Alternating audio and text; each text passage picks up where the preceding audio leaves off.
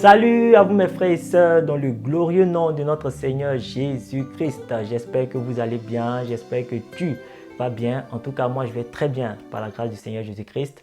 Et c'est dans la joie que je me retrouve devant vous pour partager la troisième et dernière partie de notre message intitulé « Les 4 types de pardon qui influencent la vie des enfants de Dieu ». Et le sous-thème de cette troisième partie est intitulé « Le pardon qui vient de Dieu ». Le pardon qui vient de Dieu. Alors, tous les hommes, sans exception, pêchent. Que ce soit les enfants de Dieu, les chrétiens, comme les païens, tout le monde pêche. Ça peut être à travers nos paroles, nos pensées, nos actes. En tout cas, tous les hommes pêchent. C'est pourquoi il est écrit dans 1 Jean, le chapitre 1, le verset 10, que si nous disons que nous n'avons pas péché, c'est que nous faisons de Dieu un menteur. Et sa parole n'est pas en nous. C'est pourquoi, en tant que chrétiens, nous demandons continuellement pardon à Dieu. Oui, nous demandons pardon à travers nos prières. Et ici, quand je dis Dieu, j'aime ouvrir cette parenthèse-là. Je veux parler du Seigneur Jésus-Christ. Jésus-Christ est le grand Dieu des cieux, manifesté en chair sur la terre pour venir sauver ses enfants. Alléluia. Donc, ce qui est important à savoir ici, c'est que la plupart de ceux-là qui demandent pardon à Dieu pour leurs péchés ne sont pas pardonnés. Lorsqu'ils entrent dans la présence du Seigneur pour se repentir, ils en ressortent avec leurs péchés encore sur eux. Maintenant, pourquoi est-ce que ces personnes-là ne sont pas pardonnées? Quelle est la cause? Eh bien, c'est ce que nous allons chercher à savoir à travers ce message-là. Il faut dire que cela est lié à 2 causes majeures. La première des causes, c'est l'absence de regret profond. Et pour ça, nous allons prendre le psaume 139 à partir du verset 1 jusqu'au verset 2. Là, vous allez bien comprendre. Que nous dit le psaume 139 au verset 1? « Seigneur, tu regardes jusqu'au fond de mon cœur et tu me connais.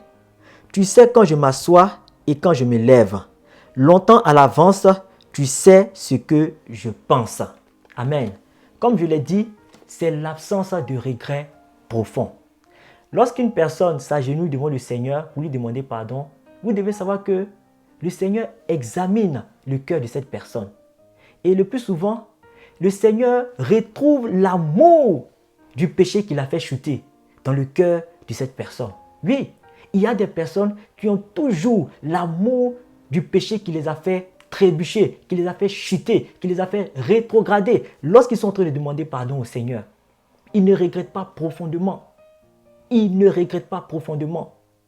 Alors que normalement, celui qui demande pardon à Dieu doit ressentir du dégoût pour le péché qu'il a fait chuter. Doit avoir la haine de ce péché qu'il a fait chuter.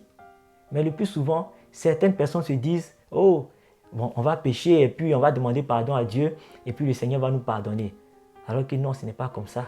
Ce n'est pas comme ça. Le pardon des péchés ne doit pas être une routine. Tu ne dois pas faire ça de façon habituelle. Je suis habitué à ça. Non.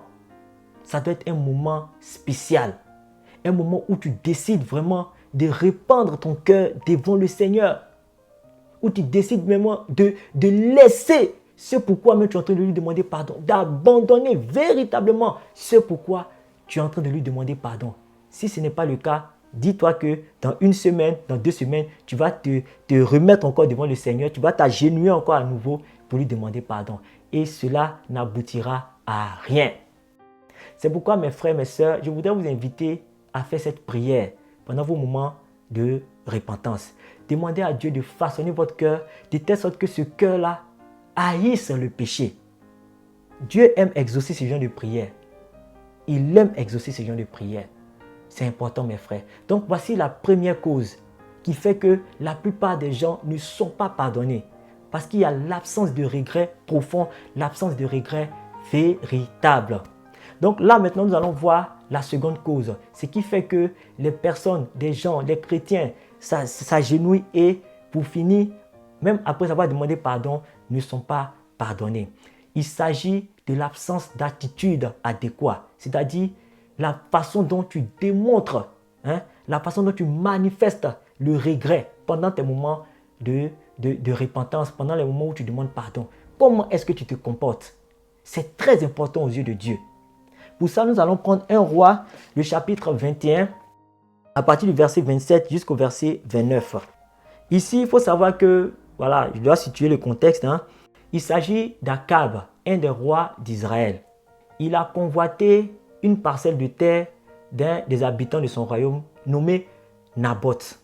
Et lorsqu'il est allé demander à Naboth de lui vendre sa terre, Naboth a refusé. Et il a été attristé, il est rentré chez lui à la maison.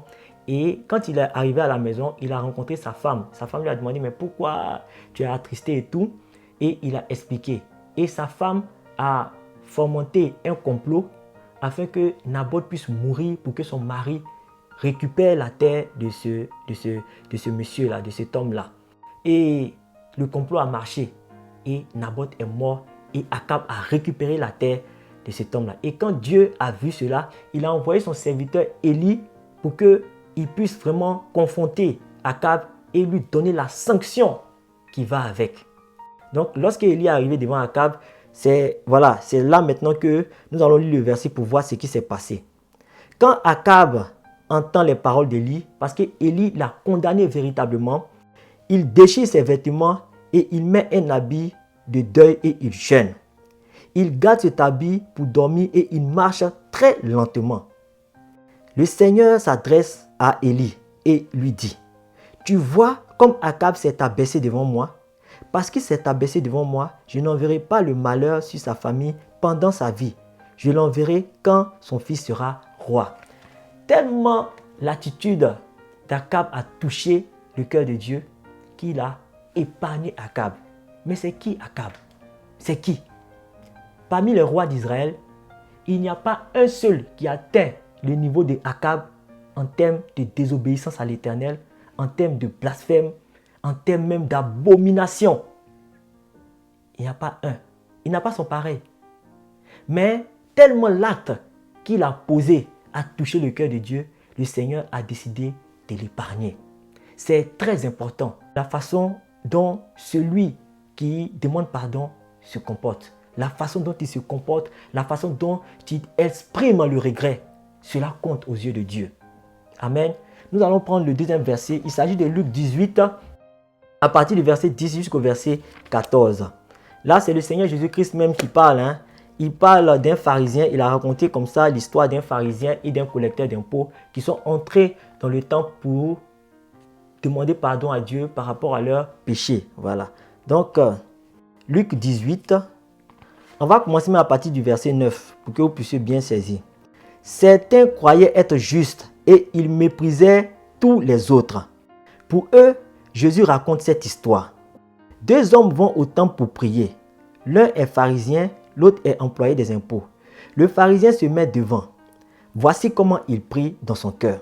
Mon Dieu, je te remercie parce que je ne suis pas comme les autres. Ils sont voleurs, injustes, adultères, et je te remercie parce que je ne suis pas comme cet employé des impôts. Je jeûne 2 fois par semaine, je te donne le 10e de tout ce que je gagne. L'employé des impôts reste derrière.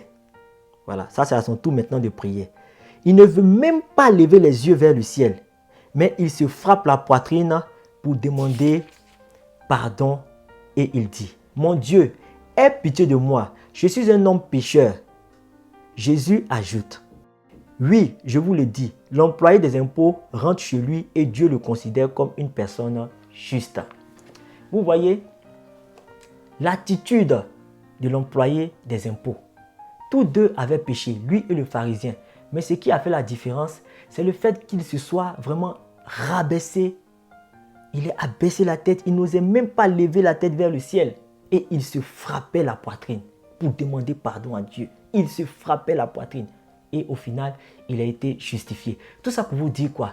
Tout ça pour vous dire que c'est important de vraiment manifester le regret que tu ressens à travers les pleurs. Tu peux même te mettre à genoux, d'autres même se couchent. Tu peux te coucher en demandant pardon à Dieu.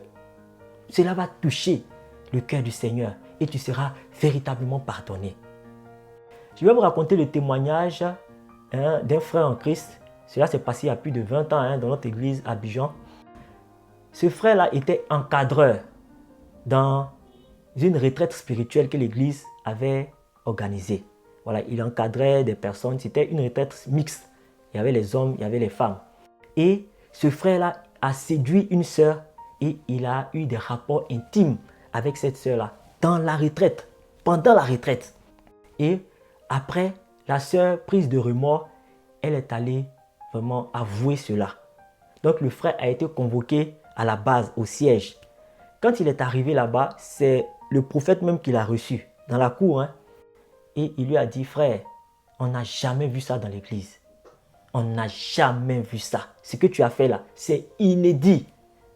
C'est abominable. Avoir des rapports intimes en pleine retraite. Non, frère, vraiment, il faut partir. En venant, le frère s'est dit que, voilà, il se disait qu'ils allaient le mettre sous discipline et puis après, ils allaient le reconduire. Mais là, il a été chassé. Ah là là, quand il a entendu, il faut partir, son cœur a été vivement touché. Il a commencé à demander pardon au prophète. Le prophète a dit non, non, non, non, c'est pas la peine, il faut partir. Et le prophète est parti. Il a commencé à pleurer, le frère. Il a commencé à pleurer. Il se traînait. De tout son corps, il a pleuré. Et en tout cas, il a manifesté un regret profond. Du matin jusqu'au soir. Il est resté là toute la journée. Jusqu'au soir, il est resté là, en train de pleurer. Le prophète vaquait à ses occupations. Il y avait des personnes qui avaient observé un peu ce qui se passait. Ils ont vu que ce frère-là, vraiment, était inconsolable.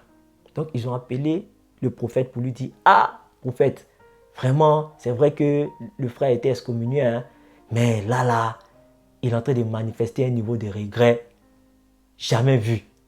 Et le prophète est revenu. Quand il est revenu, quand il a vu le frère, il a été touché. Dieu même l'a touché directement. Et il a dit au frère, lève-toi, lève-toi. Le frère s'est levé là, tout sale là, avec les yeux remplis, les yeux gonflés même, tout. Et le frère a été pardonné. Certes, il a suivi la procédure, voilà, que font tous ceux-là qui ont été mis sous discipline. Il a suivi la procédure, mais au final, il a été reconduit et le frère n'a plus jamais refait ça. Aujourd'hui, il est pasteur. Il est pasteur. Vous voyez, son témoignage est très édifiant par rapport à ce message-là.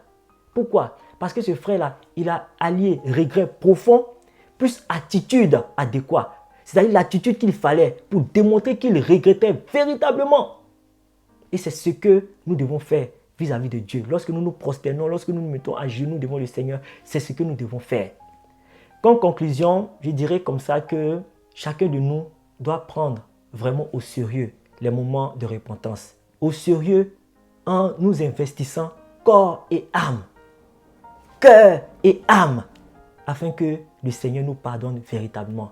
Parce que c'est en cela que nous obtiendrons le pardon véritable qui vient de Dieu. C'était le message que je voulais partager avec vous. J'espère que vous avez été édifiés. Je vous donne rendez-vous la semaine prochaine pour un autre message. Voilà. D'ici là, portez-vous bien. Et si vous voulez encore être davantage édifié, je vous invite à aller regarder les autres messages. Voilà.